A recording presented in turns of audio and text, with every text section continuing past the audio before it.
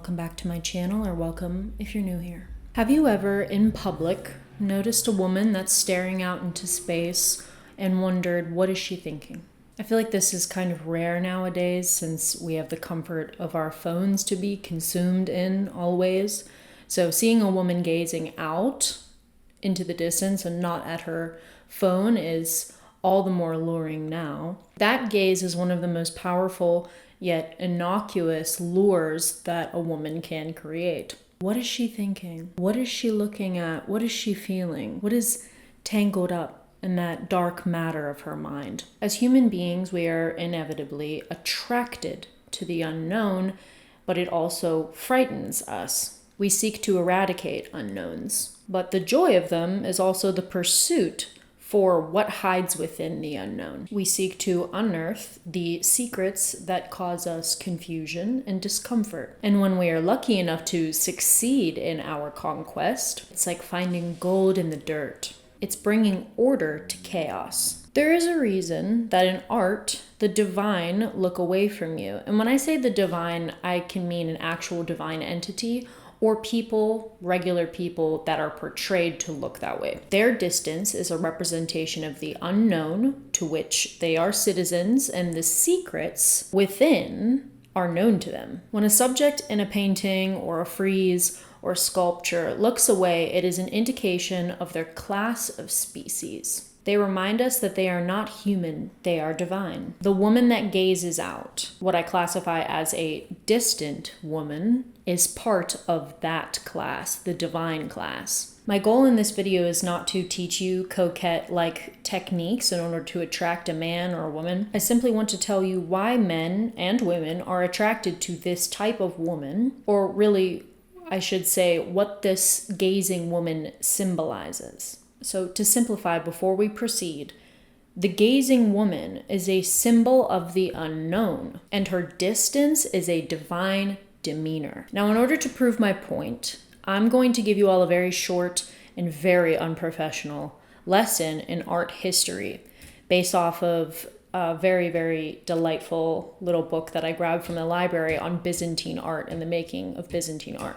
I'm going to use the stark differences between a Hellenistic style of art and sub-antique style in Roman art to help illustrate the context behind the allure of the distant gazing woman. Hellenistic style hails from late Greece, and the sub-antique style comes from Rome. The sub-antique style, I don't know if you'll ever hear this in any other place, but it's a term that's used by the art historian who wrote the book that I'm reading. His name is Ernst Kitzinger.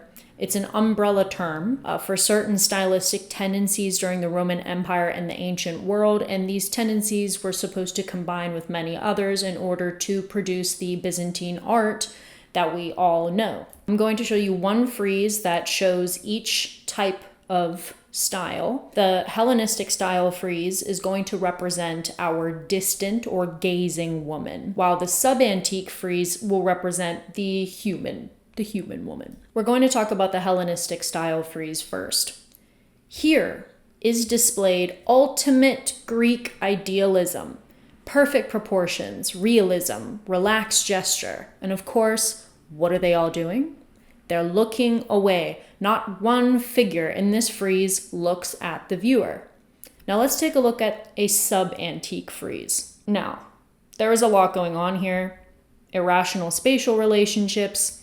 It's almost childlike in rendering in comparison to the Hellenistic frieze, but there is one specific and very important detail I want to highlight here. The gentleman on the left faces us directly and even looks at us. This is a very deliberate choice from the sculptor. It is called en face view, and I will explain why the subject is portrayed in this way in one moment. Now we'll go back to the Hellenistic frieze. I will explain simply so as to keep your attention. The reason Hellenistic style looks like this is because it is pretty much at the tail end of the Greek Empire. All the hard work and techniques garnered in classical Greece, all of the philosophy, the thought that went into what they saw as ideal form, reaches its height here in Hellenistic style. This is the final and perfected form for them. Oftentimes, when a form reaches the state of perfection, it displays this kind of separateness, this otherness. Perfect and ideal work feels elevated. The depiction of perfection always grasps towards the gods or something higher than being human. It's ascending. It's even in minimalism. It's something that is separate because maybe it can't be understood right away. Now, the difference. When we look at the en face view of the subject in the sub-antique frieze, the message is very different. Artwork like this was created during the dismantling of the Roman Empire, which is a very tragic time. The Romans were in crisis. The reason why the subject is facing and looking directly at the viewer is because it wants to connect with the viewer and not feel separated from them. When the sculptor makes the face stare into your eyes, they want you to know their suffering, their anguish, their fear. They don't want to keep their emotions and their state of mind from you like the Hellenistic frieze subjects do. Historians call this time, just before the Byzantine period as well as during the Byzantine period, they call this the age of anxiety. It is emotion, human feeling, and sensation that the sub-antique styles and later full-blown Byzantine styles want you to feel.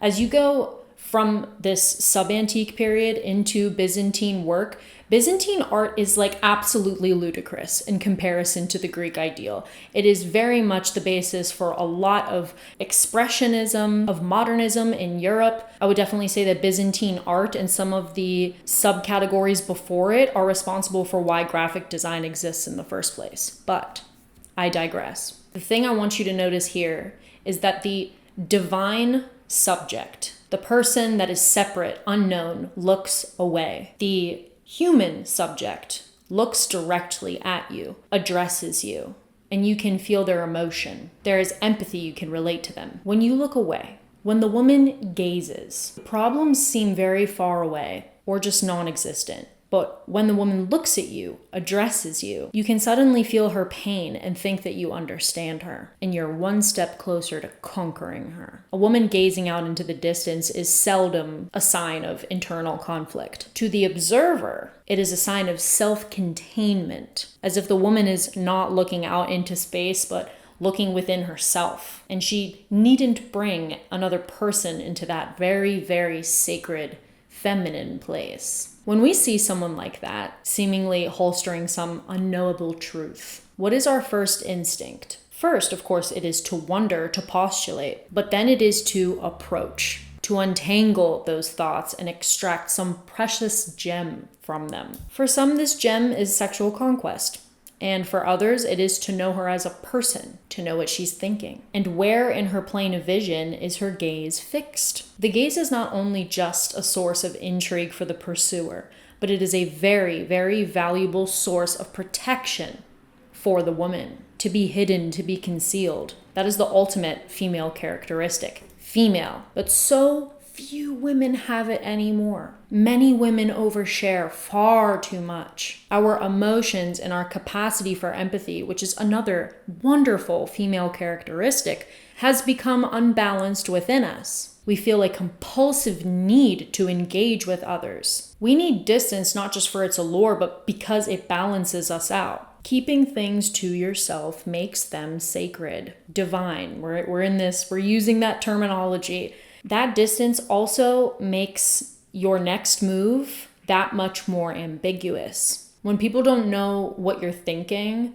when there is ambiguity, you become that much more unpredictable. And you do not want to be predictable. One feminine tendency just easily flows into another. There's also, might I add, just for fun, there's also a very beguiling intermingling of these two tendencies. Might I add, when a woman looks at you, but it seems that she actually looks past you. This is observed in art as well, for example, with Botticelli's Venuses. They look directly at you, but it's really just a glance. They kind of just acknowledge you and move on, prolonging their gaze. Whatever's behind the eyes is still kept very secret, and those thoughts are very unknowable. Now, I didn't make this video because you should use what you've learned to seduce others, although it is a great time to see how certain techniques work out for you. I talk about this because it's genuinely fascinating. to see how feminine tendencies, characteristics, attributes, how they affect people. And they're also at the root of everything that we do. It's where our drive comes from as human beings, the unknown. And I just have to say on that note, I have always been very proud to be a woman. I've really never wanted to be a man, to be honest. And because of that, I do videos like this so you can also feel that way. And if you're a man, this doesn't excuse you. You have feminine attributes as well that you should also appreciate and notice. Distance is just one of those many captivating female attributes. And I hope that the next time you see a woman gazing, maybe you'll understand why you ask yourself what she's thinking. Thank you guys so much for watching this video. I hope a little bit of art history helped you guys to understand distance, indifference, divinity, and the unknown within a female framework. Please do not forget to like and subscribe. Leave a comment below. Please let me know what you think of this video. Share this video, and I will see you guys next week. Bye-bye.